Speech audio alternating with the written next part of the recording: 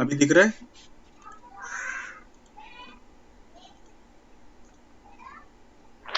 No sir. Yes sir. Okay, ये sir दिख रहा है। Right. So now we will think about the remaining points which we have been continuing in our last lecture. So here it is that we were looking after the commercial advertisement, which has been allowed in freedom of speech and expression. Now the next point concerned with this is freedom of press. Press को freedom दिया. Sakal Paper Limited versus Union of India, AIR 1962, Supreme Court 305.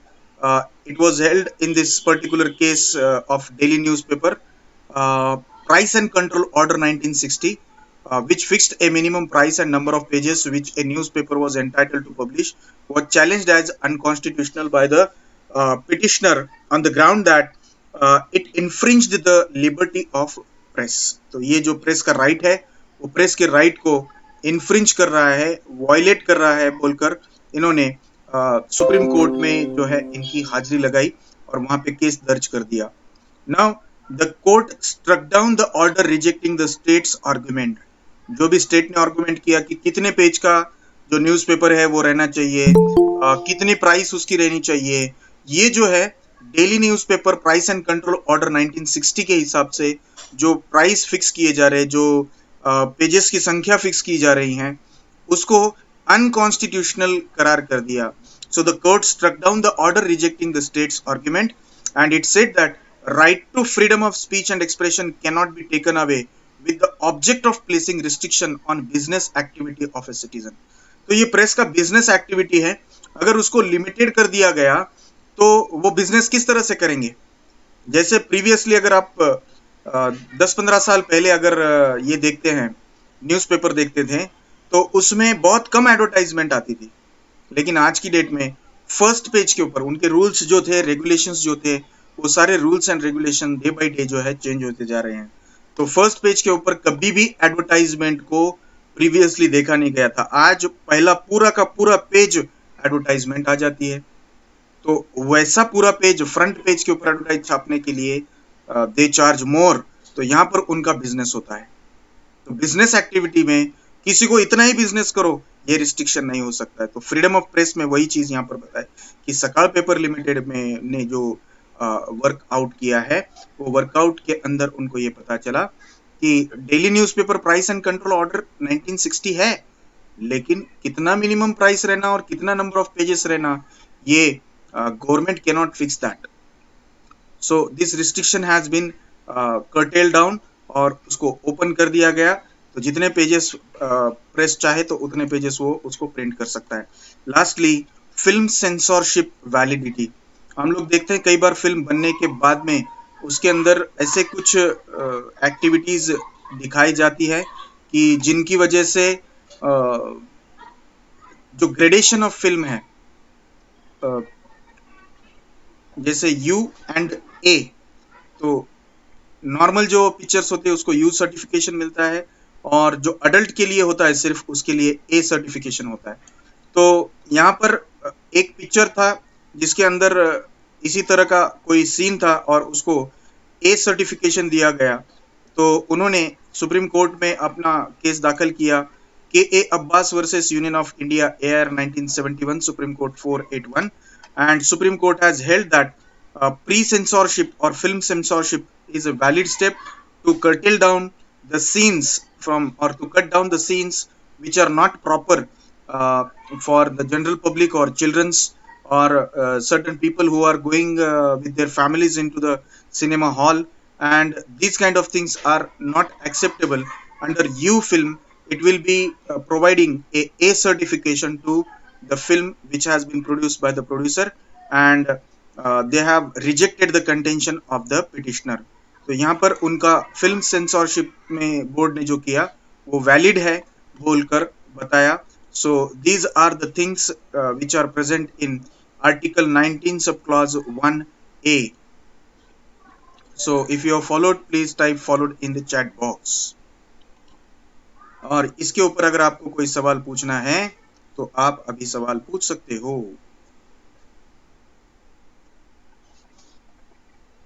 Great, thank you very much for responding in positive. Now we are going to see the next point, that is freedom of assembly. Freedom of assembly and freedom to form association.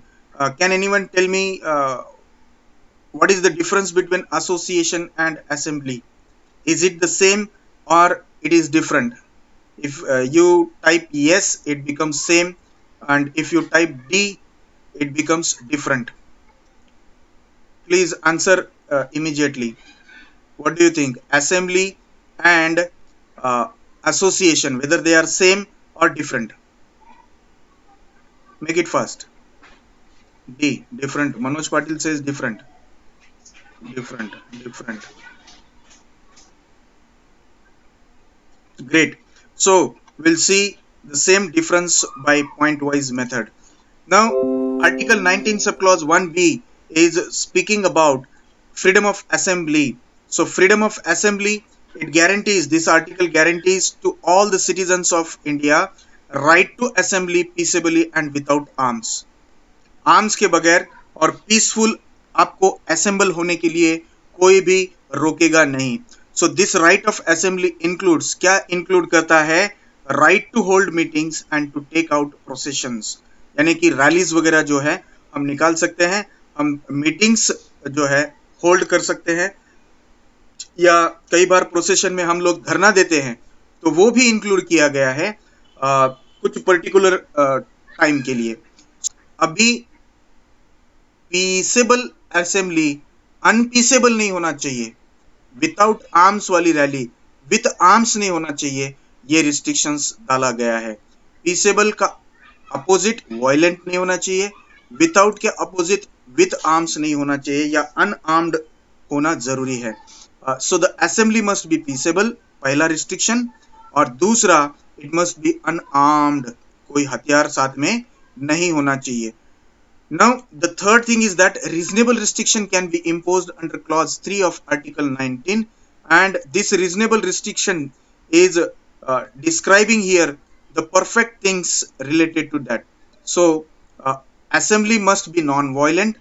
Secondly, it must not cause any breach of public peace. Public peace का breach नहीं होना चाहिए, जो शांतता public में है वो भंग नहीं होनी चाहिए।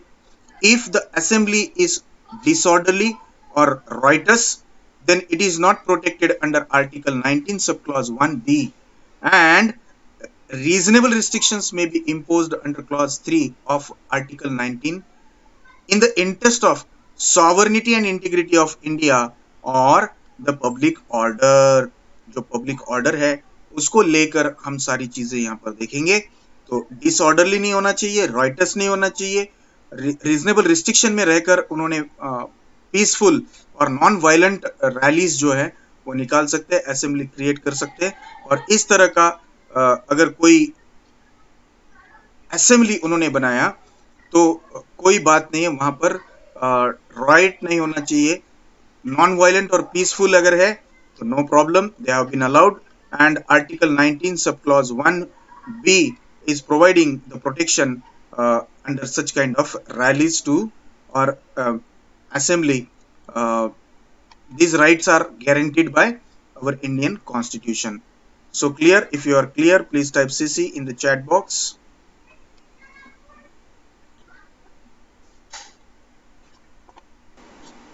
बहुत अच्छे। Now the next point concerned with this is freedom to form association. अभी देखिए असेंबली और एसोसिएशन में क्या फर्क है, difference between assembly and association. Assembly is for a temporary purpose, when the purpose is over the assembly is going to be get dissolved. जैसे meeting खत्म हो गया, हम लोग बोल दे कि अगली मीटिंग का तारीख दे देंगे और ये मीटिंग फिनिश हो गया, तो फ्रीडम ऑफ असेंबली खत्म हो गया। जब नेक्स्ट मीटिंग रहेगी तो फ्रीडम ऑफ असेंबली फिर से आ जाएगा। लेकिन to form association, freedom to form association जो है वो कंटिन्यूएशन में रहेगा, यानी कि असेंबली का जो फ्रीडम है वो टेम्पररी है, असेंबली टेम्पररी होती है, एसोसिएशन परमानेंट होता है। तो एसोसिएशन आर परमानेंट, जैसे ट्रेड यूनियंस हम बोल सकते हैं, या कोऑपरेटिव सोसाइटीज बोल सकते हैं, या ऑर्गेनाइजेशंस अलग अलग बोल सकते हैं जिसमें कंपनीज आती है, फैक्ट्रीज इंडस्ट्रीज आती है। तो ये इस तरह के अलग अलग जो एग्जाम्पल्स है हम ले सकते हैं। Freedom to form association, freedom to form association is right guaranteed by the Constitution of India to all the citizens of India. This right is given to form the association or unions. So there was one case, Damayanti versus Union of India. The case is related to validity of Hindi Sahitya Sammelan Act 1962, and that was challenged as violative of Article 19(1)(c). And Supreme Court has given decision in this particular case that it was held that the act was violated. The rights of original member of the society to form an association guaranteed under Article 19(1)(c) has been restricted. तो कोई भी वो restrict नहीं कर सकता, ये right जो है वायलेटिव है। तो ओरिजिनल मेंबर ऑफ सोसाइटी जो है उनका अधिकार जो है ये छीनने की कोशिश हो रही है, वो छीन नहीं सकते, because right to form an association has been guaranteed by the constitution itself. So a group of people, they may come together and they may form any association. Now ये सब तो सब चल रहा है, लेकिन फिर एक सवाल खड़ा हुआ, right to form an association and armed force से, डिफेंस से रिलेटेड जो लोग हैं, क्या वो भी लोग भी अपना यूनियन बना सकते हैं? तो यहाँ पर उनके लिए जो है प्रोविजंस अलग किस्म की दी थी, और उस प्रोविजंस की वजह से there is a restriction on these kinds of these people that they can not be able to form any association. So OKA Nair versus Union of India, AIR 1976, Supreme Court 1179. An important question was arose whether civilian employees designated as non-combatants such as cooks, chowkidar, laskars, barbers, mechanics, bootmakers, tailors, etc., attached to defense establishment have the right to form associations or unions. Now, the Supreme Court held that the civilian employees of the defense establishment answer the description of the members of the armed forces within the meaning of Article 33. जो भी ये सवाल किया गया, इसका answer article 33 में meaning के साथ में दिया गया है, and therefore they were not entitled to form trade unions because they are dealt by a separate mechanism. उनका mechanism अलग है, separate defense establishment उनके लिए create की गई है, और जो requirement है वो सारी वहाँ दी जाती है. There is no need of any particular thing because it is the government itself. तो ये गवर्नमेंट का इंस्टीट्यूशन है, वहां पर गवर्नमेंट के खिलाफ में किसी को परमिशन एसोसिएशन फॉर्म करने के लिए नहीं दे सकता. और दूसरा, इनके ऊपर जो लॉ अप्लीकेबल होता है वो साधारण जो हमारा क्रिमिनल लॉ है वो नहीं, तो यहाँ पर मार्शल लॉ अप्लीकेबल होता है. So the laws are different and the meaning itself under article 33 is describing regarding the defense establishment and answer the description of the members of the armed forces within Article 33. So clear? If you are clear, please type CC in the chat box.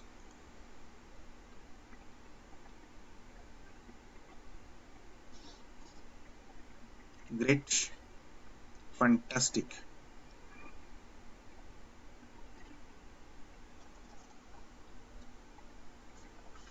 Wow.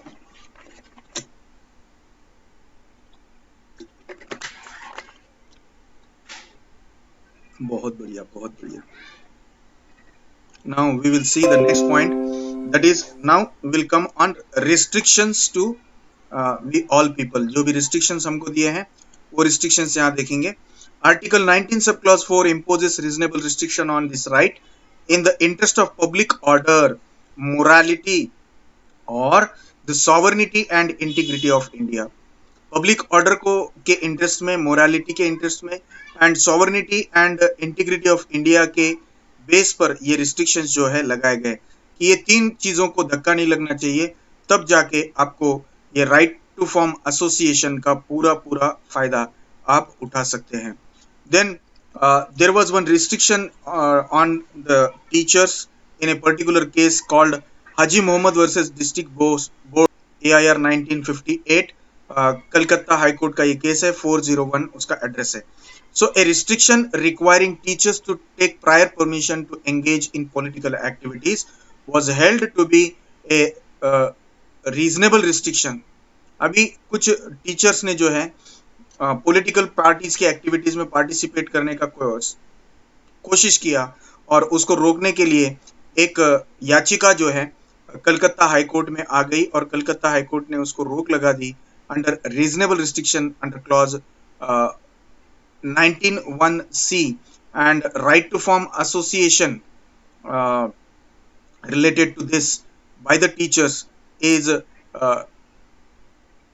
considered under reasonable restriction. So यहाँ पर उनको teachers को prevent कर दिया गया from getting mixed up with the political institution. तो क्या होता है, अगर टीचर्स टीचिंग का काम छोड़कर पॉलिटिकल इंस्टीट्यूशंस में जाएंगे और पॉलिटिकल एक्टिविटीज करते रहेंगे तो देश के बच्चों को कौन पढ़ाएगा. The next point is freedom of movement. Freedom of movement ये जो है हम लोग मूव कर सकते हैं, छोटा पॉइंट है.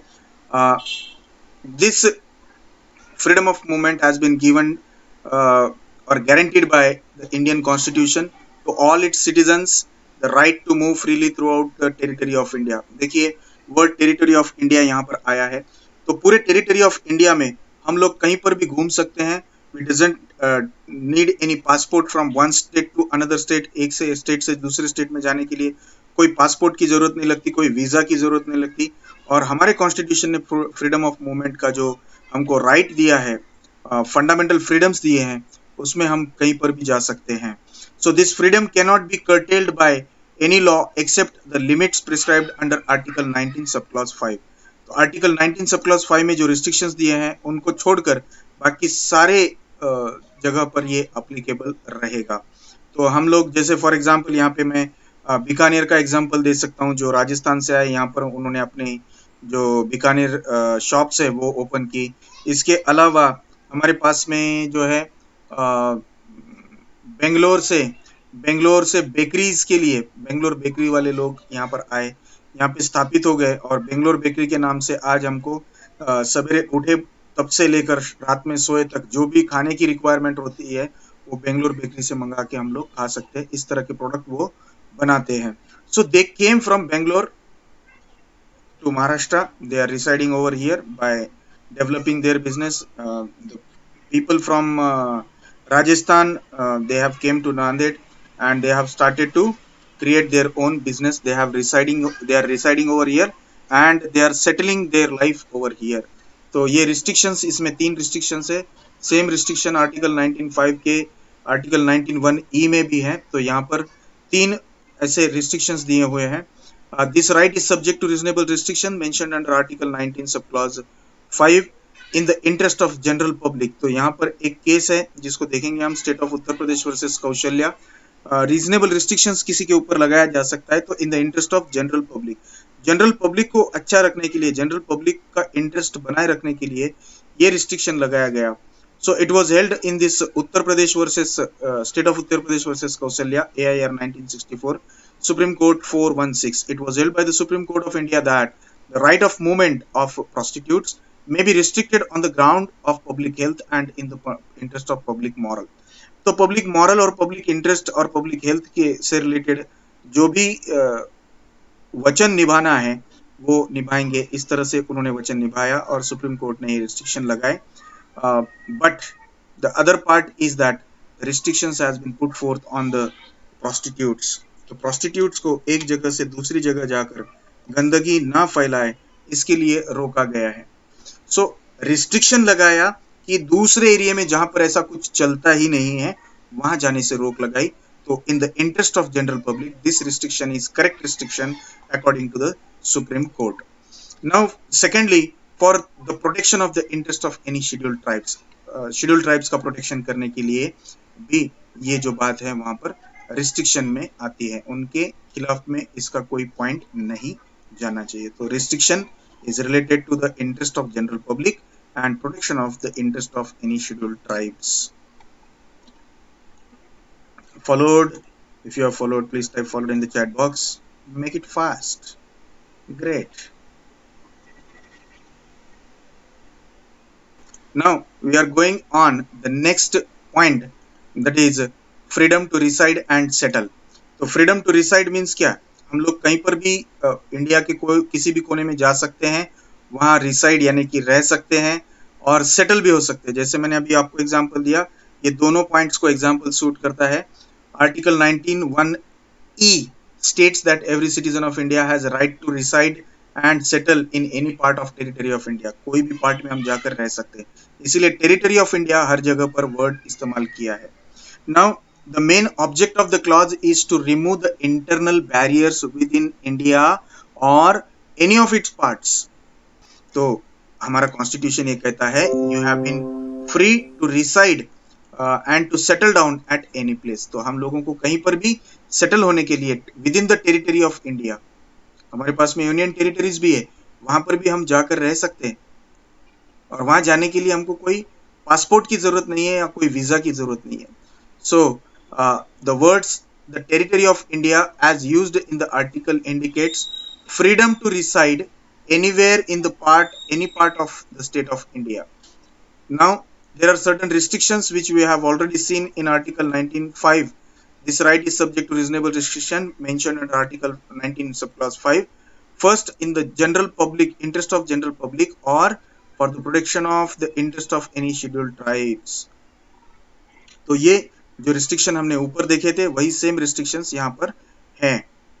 Now we are going on the last point, and this is freedom of profession, occupation, trade or business under article 19(1) subclause G.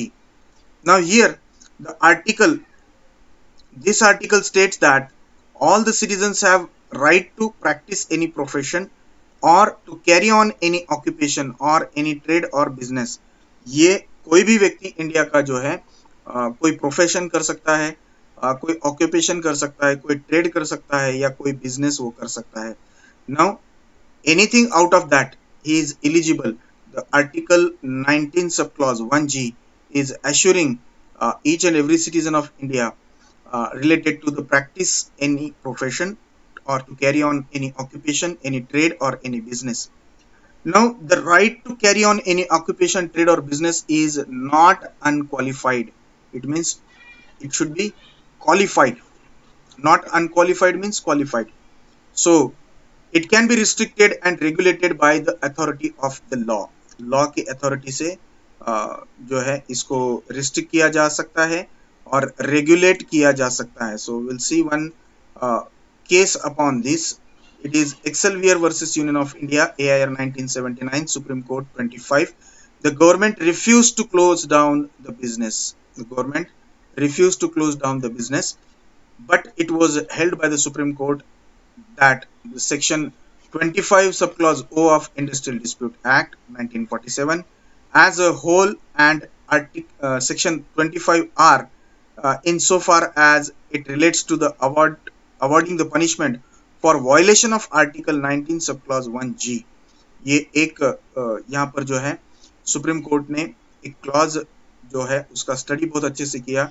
Section 25O और 25R, ये दोनों सेक्शंस में इंडस्ट्रियल डिस्प्यूट एक्ट में सुप्रीम कोर्ट ने उनका जो भी कहना था वो वहां पर कह दिया और बताया कि अगर कोई इसका वायलेशन करता है तो they will be award with punishment for violation of the article 19 subclause 1G of the Indian Constitution। So the court said that no one has the right to carry on business if he cannot pay even minimum wages to the laborers, he must then close down the business। तो जो लोग minimum जो amount है payment का या salary का तो labours को नहीं दे सकता है, उसको ये जो इंस्टीट्यूशन है, ये जो बिजनेस है, इसमें जो व्यक्ति ऐसा लेबर्स को उनका पेमेंट नहीं दे सकता तो उसने उसका बिजनेस क्लोज डाउन करना चाहिए। ये एक्सेल्वियर की केस में हमको देखने के लिए मिलता है। Now there are certain restrictions.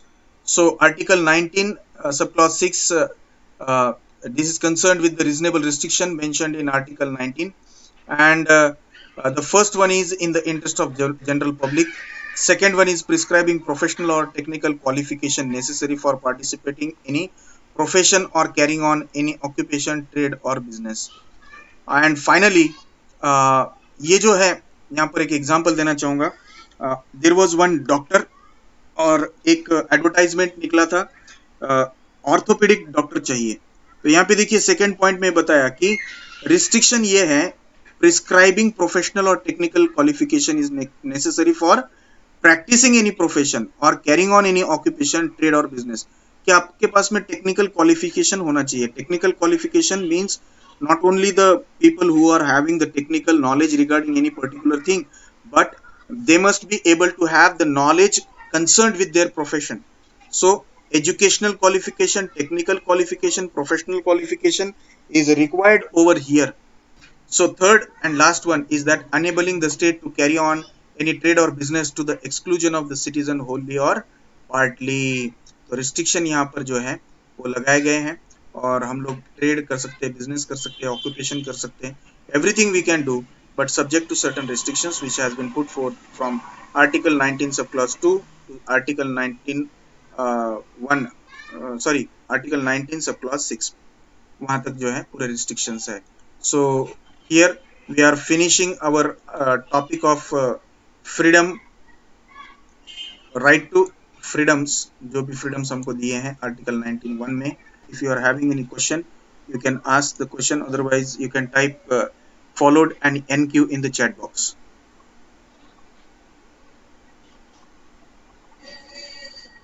No question, no question. Great, great, great. So today we will stop over here. यहाँ आज रुकते हैं और कल मिलते हैं सेम समय.